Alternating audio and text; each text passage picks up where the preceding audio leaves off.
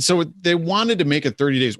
I don't know why they thought that was a good idea. I think it was just sometimes when you're dealing with legislatures, sometimes they hear one side of things, and it's why it's important to hear both sides. Sometimes they hear one side of it and they think, oh yeah, that's a good idea.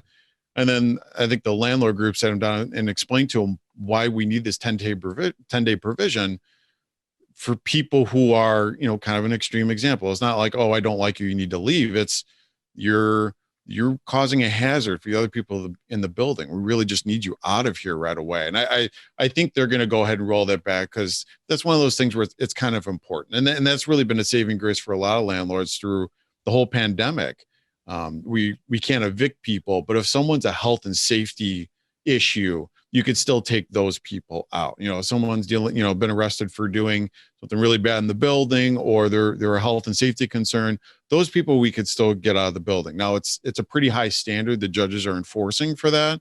So you better, I've had to turn some people down for that, unfortunately. And I could feel the animosity through the phone of them just spewing venom. I'm like, well, what do you mean we can't get them out? I'm like, well, that's not enough. I had someone the other day, they had the police come because there was a domestic dispute. I said, I don't think that's health and safety. If they were arrested, or, they went at someone with a knife, maybe, but, just because they had a little marital dispute, I don't think we can get them out for that. And obviously the landlord was not happy with me that I gave him that response. But, the health and safety thing, I think, has been a saving grace for many landlords through this, but for everyone else, it's, we're still in a waiting game.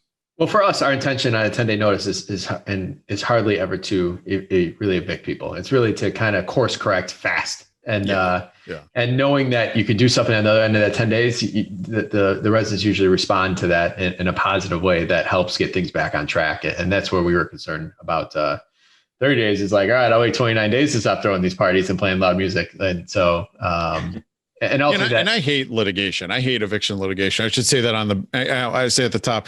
I'm a big fan of just settling, doing cash for keys. I'm actually a big fan of, look, if you have a tenant that's going down the road where it's going to be a problem, just say, look, just pack up your stuff and go find someplace else to go, and we'll re-rent it to someone else. Because by the time you get done paying me for the eviction and for all the sheriff stuff, and I got to post a notice, and we got to go through the whole thing, I would say 95% of the time, it's going to be cheaper if you just right at the very beginning, just told the tenant, look, why don't you just take your stuff, just go someplace else. I'll re-rent it and we'll just call it a day.